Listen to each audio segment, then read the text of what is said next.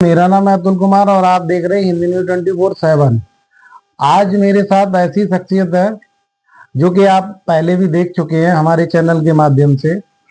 Lebanon की धरती पर जो भारत का तिरंगा फहराया और 150 करोड़ देशवासियों ने जिस तरीके से अपने आप को गौरवान्वित महसूस किया। खुशबू नंदा जी जिन्होंने गोल्ड मेडल जीतकर पूरे भारत वर्ष को अपने आप में गौरवान्वित महसूस करवाया। ऐसे खुशबू नंदा जी से हम बात करेंगे और आप देखेंगे कि खुशबू नंदा जी का संघर्ष ये कितना ज्यादा कठिन रहा। खुशबू नंदा जी आपका स्वागत है हमारे चैनल पर। और आप बताइए कि गोल्ड मेडल जीतने का वह पल कैसा था जब राष्ट्रगान बजा और आपने क्या महसूस किया? गोल्ड मेडल जीतना एक कि मेरा सपना था बचपन से कि मैं देश के लिए फाइट करूं और तिरंगा मेरे कंधे पे हो और नेशनल एंथम बजता रहे और मैं सल्यूट करके खड़ी रहूं। बचपन से मेरा एक सपना था कि मुझे ये कैसे भी करके पूरा करना है। कभी मतलब मैंने इससे गिव अप किया ही नहीं। तो जब धीरे धीरे गोइंग एज हो जाता है तो सोसाइटी वाले काफी प्रेशर डालने लगे फैमिली वालों पे शादी के लिए कि लड़की बड़ी हो रही है। जैसे मैं प्रयागराज में रहती हूँ तो वहाँ के लोगों का माइंडसेट थोड़ा उस टाइम पे जब मैं स्कूल टाइम में थी, कॉलेज टाइम में थी, तब माइंडसेट वैसा था कि लड़कियां 18-20 साल की हो जाए तो शादी कर दो। तो बहुत प्रेशर करने लगे पिताजी को भी और माताजी को भी। लोग सब बोलने लगे रिश्ते आ रहे हैं, कर दो, पढ़ा लिखा के क्या इतना मदद करेंगे, लड़की क्या घर ही तो संभालना है ऐसा। लेकिन मम्मी का और पापा का माइंडसेट दूसरा था। मम्मी का कहना था नहीं बेटा जब तक कुछ बन नहीं जाना तब तक शादी मत करना। और पिताजी भी हमें हमेशा से सपोर्ट करते रहते हैं कि तुम जो है जो बनना चाहती हो अपने लक्ष्य पे चुपचाप ध्यान दो। सोसाइटी जो बोल रही है वो हमारा काम है यहाँ पे देखना। तो अच्छा, इस मुकाम तक पहुंचने में सबसे बड़ी चुनौती आपकी क्या रही? सबसे बड़ी चुनौती ये रही कि मैं अकेले ट्रेनिंग करती थी, कोई मतलब फैमिली सपोर्ट नहीं होता था। मैं जैसे आउट ऑफ कंट्री में रहती थी, इंजरीज हो जाती थी, चोट बहुत लगती थी मुझे ट्रेनिंग के दौरान, तो कोई हाथ पैर दबाने वाला भी नहीं होता था। तो बहुत दर्द में रात भर जब रोती भी रहो ना तो जब मेडिसिन खा के सोना पड़ता था एक तरीके से। तो चैलेंजेस बहुत आई लेकिन फिर भी ये था कि नहीं गोल्ड चाहिए तो चाहिए। तो ये हिम्मत देता था गोल्ड का एक लालच। क्या कभी ऐसा लगा कि हालात आपको रोक देंगे? नहीं, इसमें तो मुझे लगा कि नहीं मुझे ये जीतना है तो जीतना है, मुझे कुछ भी करके। आपके संघर्ष के दिनों में सबसे ज्यादा साथ किसने दिया? मैं जब फाइट आने लगा था तो बहुत प्रेशर में आ गई थी क्योंकि मैं इसके पहले भी एशियन चैंपियनशिप, वर्ल्ड चैंपियनशिप खेल चुकी हूँ 3-4 बार। मैं सर्बिया भी गई हूँ, तजाकिस्तान में भी गई हूँ 2022 में, 23 में, 24 में मैं पाकिस्तान में फाइट की हूँ। तो जैसे जैसे ये वाला फाइट पास में आता, लेबनान वाला 2025 का फाइट, बहुत ज़्यादा प्रेशर माइंड में आ गया था। तो मैं पिताजी को कॉल करके बोलती थी कि मुझे ऐसा-ऐसा प्रेशर हो रहा है। तो ये बहुत पिताजी मेरे बहुत मदद करते थे मुझे कि इस चीज़ से कैसे बाहर निकलना है और कैसे अपने लक्ष्य को प्राप्त करना है। अच्छा, विदेश की धरती पर भारत का नाम रोशन करते समय क्या कोई सोच मन में थी? मुझे बस जीतने के बाद अंदर से यही था कि बस भारत माता की जय, जय बजरंगबली, जय भोलेनाथ। भोलेनाथ ने आज मेरी सुन ली क्योंकि मैं रोज़ प्रार्थना करती थी उनसे, आज वो सपना पूरा हो गया। क्या आपको लगता है कि आज भारत खिलाड़ियों को पहले से बेहतर अवसर प्रदान कर पाए?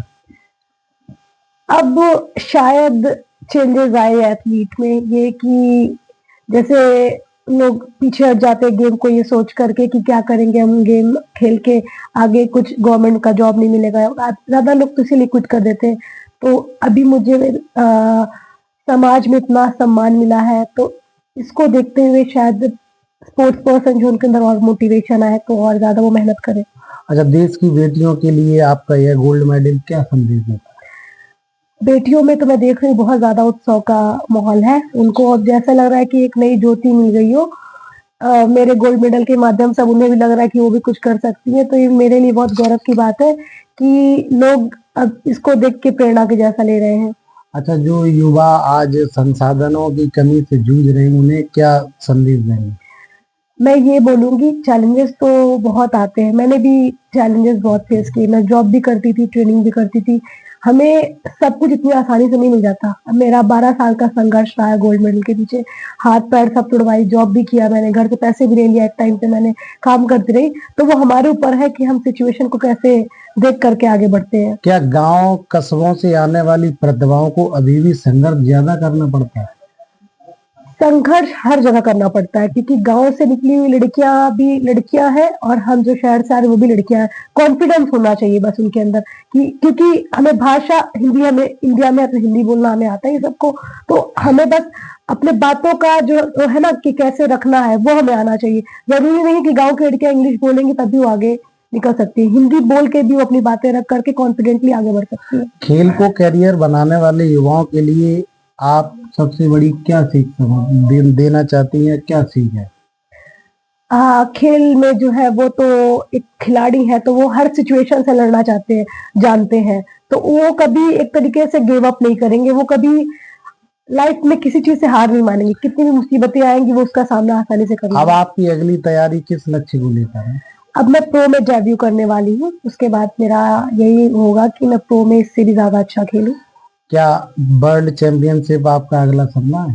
जी, अब नेक्स्ट ईयर जो होगा मैं उसमें दिखूँगी आपको। क्या भविष्य में आप कोच या मेंटर की भूमिका निभाना चाहेंगे? हाँ, जब मैं रिटायरमेंट लूँगी तो मैं चाहती हूँ कि मैं यूपी में या इंडिया में एक ऐसा एकेडमी ओपन करूँ जहाँ पे एक एथलीट को सारी फैसिलिटीज़ मिले और इंडिया से और भी गोल्ड मेडल्स निकले।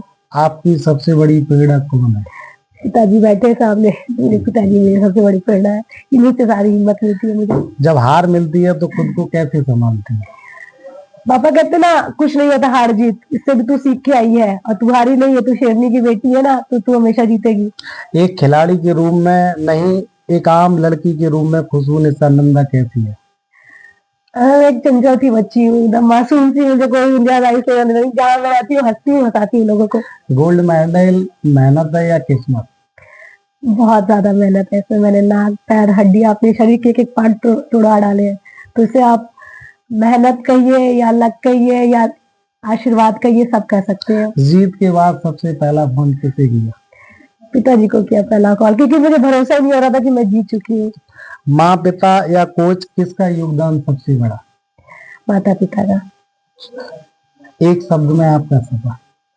एक शब्द में आपका सफर कठिनाइयों से भरा था, लेकिन पापा नाम का शब्द जो है उन्होंने बहुत आसान बना दिया, पिताजी ने बहुत आसान बना दिया। अच्छा, अंत में एक और सवाल ऐसा है, क्या भारत सरकार या उत्तर प्रदेश सरकार जिस तरीके से आपने गोल्ड मेडल जीता, अभी अगर मैं उदाहरण देना चाहूं तो क्रिकेट का एक उदाहरण है, दीप्ति शर्मा नाम की जो लड़की है, उसे उत्तर प्रदेश सरकार ने आते ही तुरंत डीएसपी पर पदोन्नत किया। अभी हमारे समाज में जैसे कि आपने गोल्ड मेडल जीता और इतनी देरी क्यों?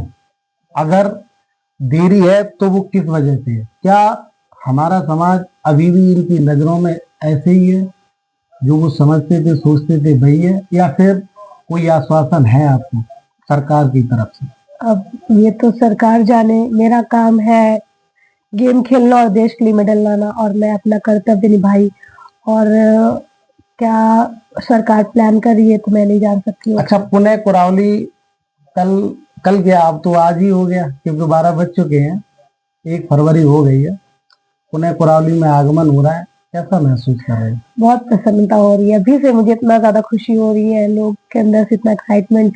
बाबूजी बैठे हैं सामने, ये बोल रहे थे कि मैं आपका ऐसा इंतजार कर रहा था जैसे शबरी का लोग इंतजार करते, तो मुझे देख करके एकदम आंख में आंसू आ गया कि लोग इतने ज्यादा मतलब लेकर के मुझे वो है कि मतलब आंसू आ जाते हैं देख करके लोगों को अपने प्रति इतना प्यार देख करके। और सबसे बड़ी बात यह है कि अंत में एक सवाल फिर वही रह जाता है, माता पिता के लिए क्या कहना चाहिए? माता पिता के लिए मैं ये कहना चाहूंगी, सभी से कहना चाहूंगी, माता पिता हमारे असली भगवान होते हैं। तो आप मंदिर मस्जिद या कहीं जा करके भगवान मत ढूंढिए, अपने माँ बाप की सेवा करिए, खुशियां घर में अपने आप आएगी। उनके आशीर्वाद से बढ़ के कुछ नहीं होता, सबसे बड़े हितैषी हमारे वही होते हैं। ठीक है, लास्ट में एक और बात है, जिस तरीके से आपने माता पिता का जिक्र किया, वास्तविक ये गौरव की बात है कि आप जैसी बेटी को उन्होंने जन्म दिया, जो कि 150 करोड़ देशवासियों को सर जो है पूरे विश्व में तिरंगा लहरा रहा है और अपने आप को सभी गौरव से भरा पूरा जान रहे हैं। तो आप अब सुबह के प्रोग्राम के लिए यहाँ की जनता से कुछ कहना चाहिए? यहाँ की जनता से मैं बस यही कहना चाहूंगी कि आप लोग अपना ऐसे ही आशीर्वाद मेरे ऊपर बरसाते रहिए, क्योंकि आशीर्वाद से बड़ा धन दुनिया में कुछ भी नहीं है। और ये आशीर्वाद जो मुझे मिल रहा है, तो मुझे पूरा यकीन है कि मेरा जो अगला फाइट आएगा उसमें मैं 100% जीतूंगी आप सभी के आशीर्वाद से। तो आप लोग ज्यादा से ज्यादा आइए और अपना आशीर्वाद दीजिए। ठीक है, धन्यवाद। ये थी हमारे साथ खुशबूनंदा निसार जी, जिन्होंने गोल्ड मेडल लेबनान में जीता।